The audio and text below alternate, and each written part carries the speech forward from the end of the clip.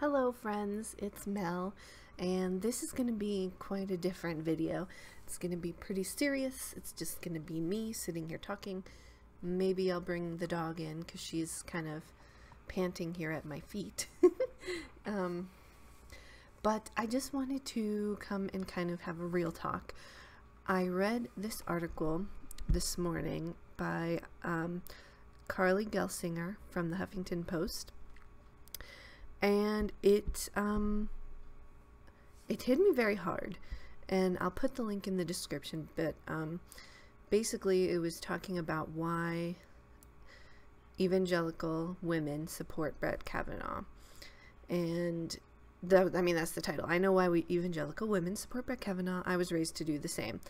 And I was reading the article, and it just put a lot of the experiences that I had growing up into words that I could never form, if that makes sense. And you know, it might take a few minutes to read, but it's very interesting. But it really, I don't know, I got so emotional reading it and thinking about it, because basically she talks a lot about, I've got the article on my phone.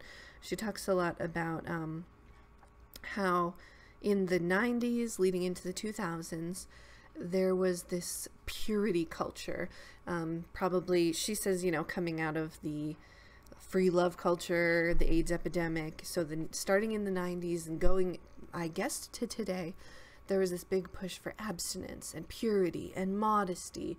And that was a lot of what I was taught growing up, because I grew up in an evangelical home. I went to church every Sunday, went to, you know, youth groups every Wednesday and sometimes Sunday nights. I mean, it was big. And up until a few years ago, it was very big in my life, and it was something that was really important to me.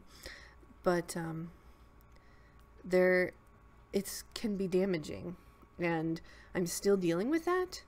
I don't know if any of you guys have experienced this kind of teaching. I know other churches and other faiths probably have similar teachings, but this is, you know, I grew up, my church was an Assemblies of God church. It's a big evangelical thing.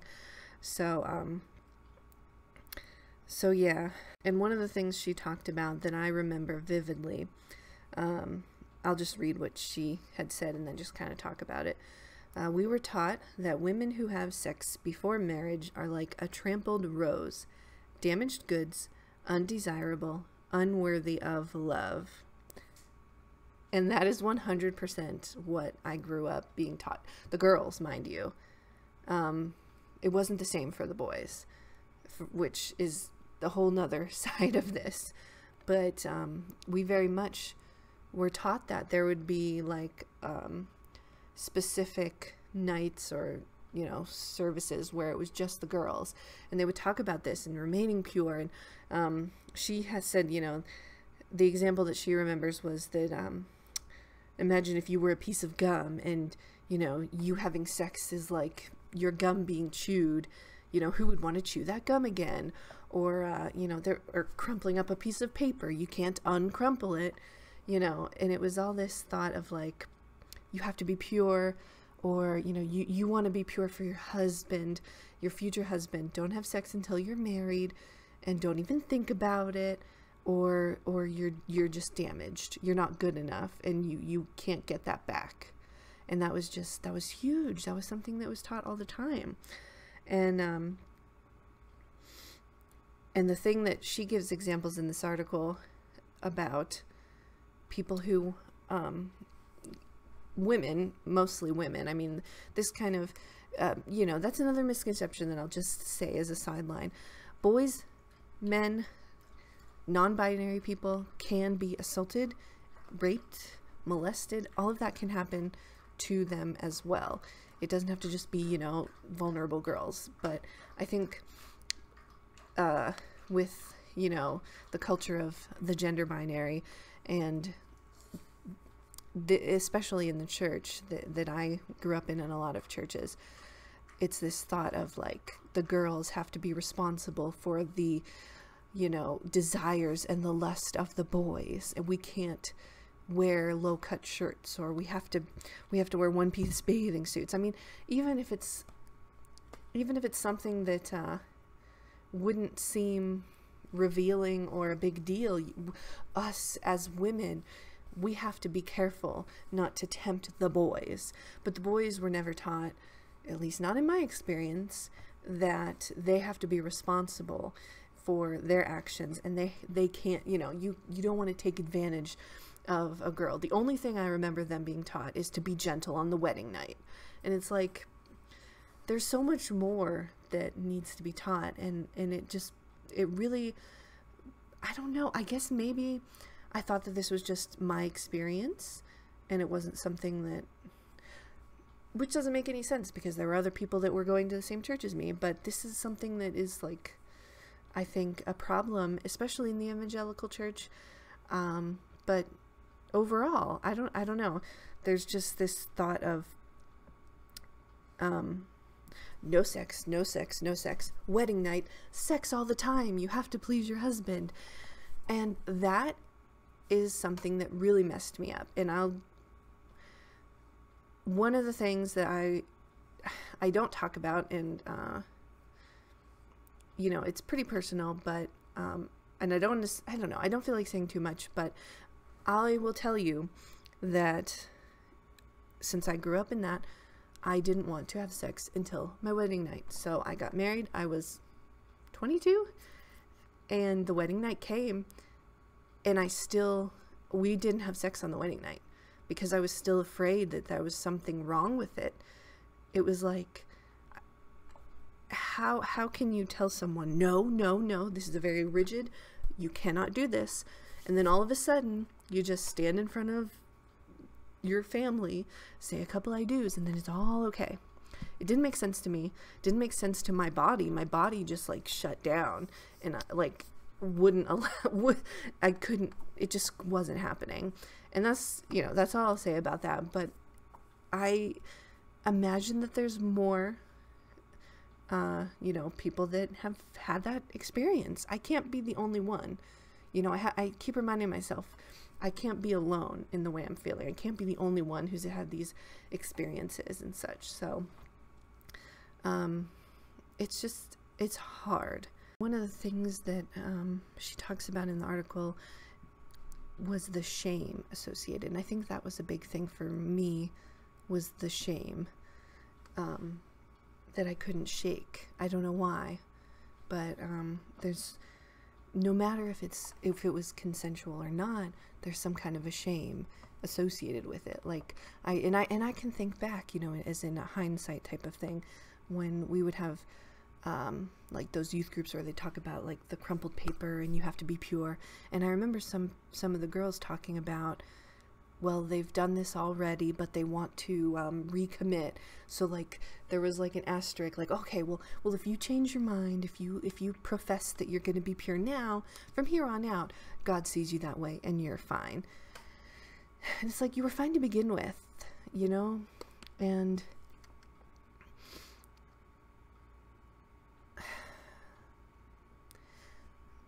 if there's anything I could make clear, is whoever is listening, if this is something that you had grown up with, or maybe not, maybe this is the first time you're hearing of this type of teaching and this type of thinking, this purity culture or whatever.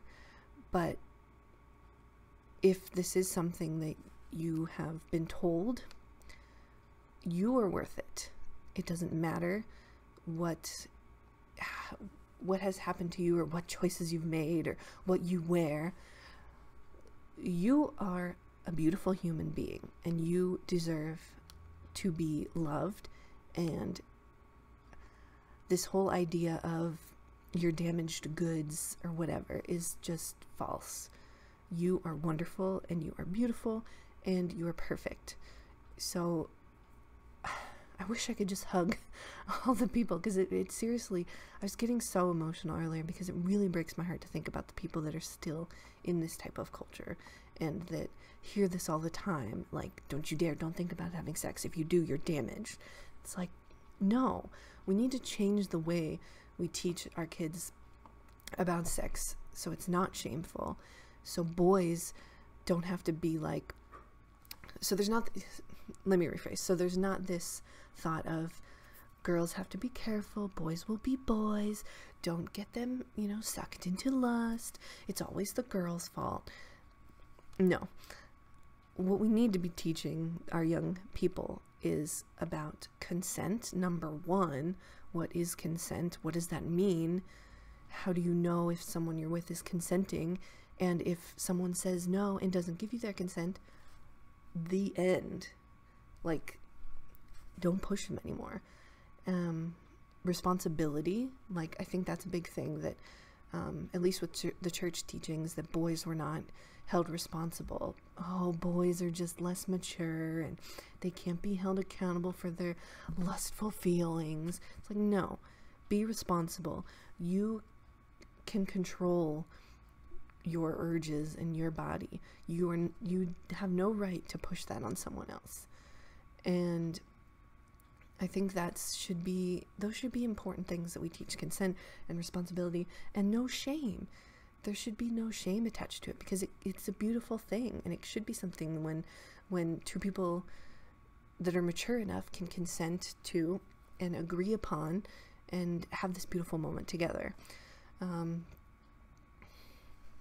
So those are just some things I've been thinking about. I just wanted to kind of share my experience, and I don't know if any of this made sense, but I'm here if anyone needs to talk about things. I'm still processing a lot of what I read today, which again I'll link below. I would encourage you to read the article because it's a lot better worded and makes more sense than my word vomit. But yeah, I'm always here to talk if you need it. Just don't forget that you're perfect and you're beautiful, and if something happened to you in your life, if you've ever been a victim of assault or anything like that, it's not your fault. I want to say that very clearly. It is not your fault.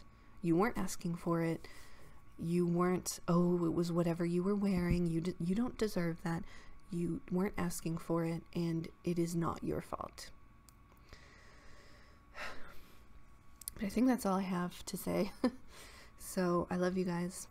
I am here if you need anything, and I'll see you guys next time. It'll be a much more lighthearted video, I'm sure. I'll get back to my my games and my craftiness, but I needed to do something just to kind of like tell you guys what I was thinking and feeling. So hopefully that's okay. But yeah, I love you guys, and I'll see you next time. Bye bye.